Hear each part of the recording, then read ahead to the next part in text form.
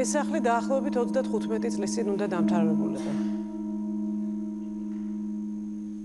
აქ ქალბატონ მანანას უნდა ეცხოვრა.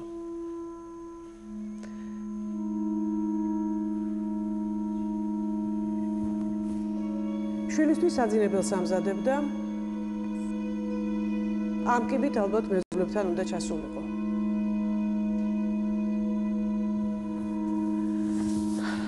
მაგრამ ეს ყველაფერი არ მოხდა. ის დღეს სხვა რეალობაში ცხოვრობს.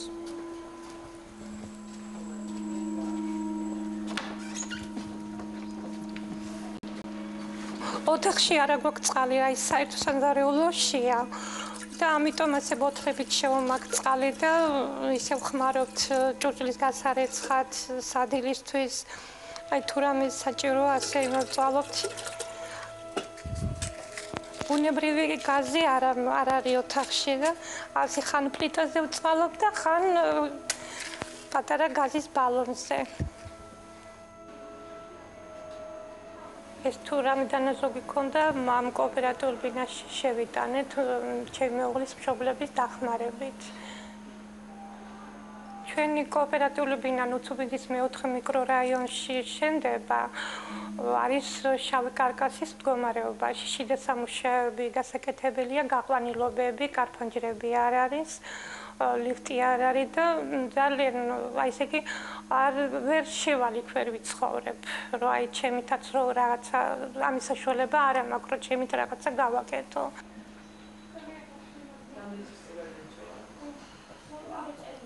ეს არის ჩემი კუთხე და ძირითადად ახლა ამ წყლის ჭურჭლისთვის და სარისხის გასარეცხად აქ ამ კუხნას ვსარგებლობ.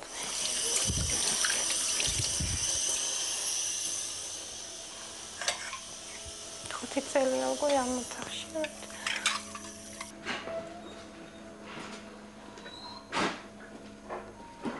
2006 წელს სამსახურის გარეშე დავრჩით. და ამიტომ გამიჭირდა მე ბინის ქირის გადახდა და მიმართე ჩვენ მთავრობას რომ დამხმარებოდა და რამდენიმე მოტივი შევთავაზე რომ ან ჩავაბარებდი ჩემ ამ შავ კარგას და სამაგიეროდ მოეცათ სხვა ბინა ან თანხა გამოეყოთ რომ მე ჩემი ოროთახიანი ბინა დავემთავრებინა ყველაფერზე უარი გამიგზავნეს. ამ ბინაობის გამო მე აი ოჯახი თითქოს ვერ ავაწყე, ცხოვრება ვერ ავაწყე, ძალიან ბევრ რამეს ჩამორჩი. დღემდე იმედით ვცხოვრობ, რომ ეს 25 წელი ველოდები ამ ბინას. აი დღემდე არ ვიცი მე კიდე როგორ გავიტანეთ თავი მე და ჩემ შვილმა. მოგესალმებით რეალურ სივრცეში, მოგესალმებით ყველას. დღეს ჩვენ ვისაუბრებთ იმ 8000 ოჯახზე საქართველოს მასშტაბით, რომლებმაც ერთჩვენიერ დღეს ფული გადაიხადეს, მაგრამ დღემდე უბინაოდ არიან.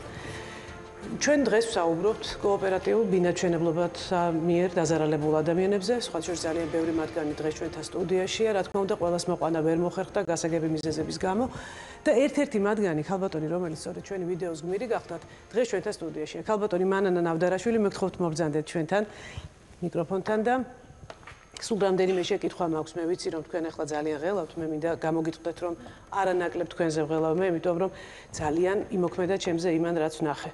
ქალბატონო მანანა, როდი შეიტანეთ ფული, რამდენი შეიტანეთ და როგორ განვითარდა შემდეგ მოვლენები? 1999 წელს შევიტანეთ კოოპერატიულ ბინის მშენებლობაზე საბუთები და თანხაც გადავიხადეთ და ეს რამდენი იყო თანხა ქალბატონო? თანხა დაახლოებით ეს ქვითრები ყველაფერი მაქვს და დაახლოებით არ მახსოვს უკვე. არა უშევს. გადაიხადეთ თანხა და ელოდებოდით ბინას. პირობების გასაუმჯობესებლად თუ უბრალოდ გინდოდათ რომ ცალკე გეცხოვრათ? არა, მეუღლის ბინა არ ქონდა. და მაგიტომ მისი დანაზოგით, მისი მშობლების დახმარებით შევიტანეთ ეს კოოპერატიულ ბინამშენებლობაზე ეს თანხა. რამდენი წლის ბრძანდებოდით ქალბატონო? რო გავთხოვდი 32 წლის ვიყავი და ახალი გათხოვილი ვიყავი და იმ მომენტში დაიწყო ეს კოოპერატიული ბინის მშენებლობა. მას მერე რაც გაირკვა რომ თქვენ უბინაოდ დარჩით, სულ ასე ცხოვრობდით თუ თქვათ იყო რაღაცა სხვა საშუალებებიც? აი ძირითადად ესე იგი 5 წელი ვიცხოვრე ქირის გარეშე, დანარჩენი 20 წელი სუქირით ვცხოვრობ. 5 საცხოვრებელი ბინა მაქვს დამუცვლელი, რაც მე ქირით ვიცხოვრე. 2006 წელს სამსახურის დაკარგვის შემდეგ ალბათ ესეც 2006 წელს ძალიან იმოქმედა სამსახურის გარეშე რომ დავრჩი და მაგიტომ იძულებული გავხდი რომ მიმართა ჩვენი მთავრობისთვის. ვის მიმართეთ კონკრეტულად შეგიძლიათ გითხრათ? მიმართე ბატონ მიხეილ სააკაშვილს, ქალაქის მერიას, საკრებულოს. ანუ წერილობით მიმართეთ და პასუხები მოგდიოდათ მათგან? უარყოფითი პასუხები მომდიოდა. ბატონ დათო, შეიძლება დაიკავოთ ადგილი მიკროფონთან. აი დაზარალებულები, რომელსაც ჩვენ რამდენიმე დღის წინ შევხვდით, ამბობენ ასეთ რაღაცას, რომ 1999 წელს თუ არ ვწდები, როცა თქვენ ბრძანდებოდით მინისტრი, სწორედ მაშინ კანონქვემდებარე აქტი გამოეცით, ბრძანება ნომერი 226, სადაც იყო ძალიან დეტალურად აღწერილი ამ პრობლემის გადაჭრის გზები. თუ შეიძლება რომ გითხრათ, რა იყო კონკრეტულად გათვალისწინებული ამ აქტის მიხედვით მაშინ? მინდა გითხრათ, რომ ამის საფუძველს იძლეოდა ის, რომ 1998 წელს მაშინდელმა საქართველოს პარლამენტმა მიიღო კანონი სახელმწიფო ვალის შესახებ. და ეს მათ შორის სხვადასხვა ასე ვთქვათ საკითხებთან ერთად კოოპერატიული ბინათმშენებლობის დაუმთავრებელი ასე ვთქვათ შენობები და ის ვალდებულებები, რაც ამ მოსახლეობის ამ ნაწილთან იყო მიმართებაში, სახელმწიფომ ჩათვალა, რომ ეს არის ვალდებულება და აიყვანა სახელმწიფო საშინაო ვალის რანგში. სხვათა შორის ეს ადამიანები ამბობენ, რომ ეს კანონი რომ ძალაში დარჩენილიყო, აუცილებლად სხვა რეალობა იქნებოდა დღეს. ფიქრობთ თქვენც ასე? ეს უფრო პოლიტიკური ნების საკითხია და ის რეალობა, რაც ქვეყანაშია. მე სხვანაირად ვიტყვი, რომ შემდგომში, როცა მე გახდით მინისტრი, სწორედ მაშინ დამევალა იმ კანონის ჩანაწერით, რომ მომზადებულიყო წესი, თუ როგორ შეიძლებოდა ამ ხალხის დაკმაყოფილება. ამ წესის შემუშავების შედეგად გამოყოფილი იყო გარკვეული თანხა ბიუჯეტიდან და დაიწყო ვალის გადახდა ნაწილობრივ მერამდენადაც მითითებები სხვადასხვა სახის, ეხლა ზუსტად ალბათ იურისტები უფრო გვეტყვიან, მაგრამ თავარი იყო იქ ბევრი მშენებლობა, აი ცოტა არის იყო დარჩენილი, რომ დასრულებულიყო.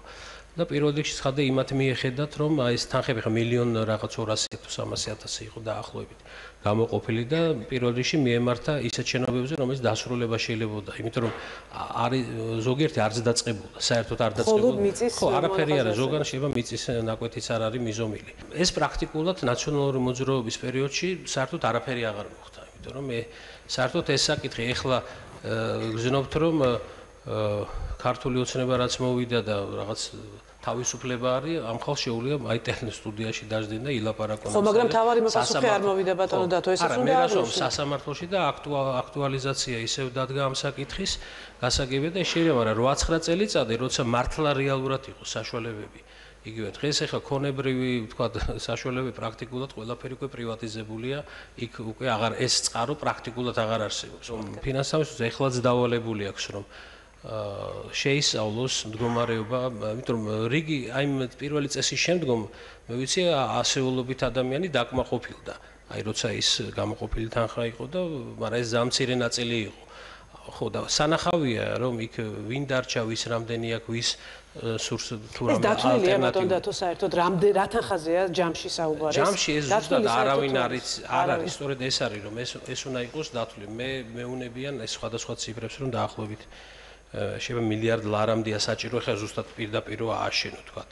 ხო, მაგრამ მე მანიშნებენ რომ მე მგონი დაბაში არიან ალტერნატიული ისენი, ხა ეს ჩემი პარლამენტის კომიტეტის კომპეტენციაში არ შედის. ამისთვის არსებობს ფინანსთა სამინისტრო, ამიტომ არის მათ დავალება აქვთ მიცემული და შესაბამისად ალბათ წარმოადგენენ თავიანთ მოსაზრებებს. დიდი მადლობა ბატონ დათო, ჩვენ კიდევ დაგიბრუნდებით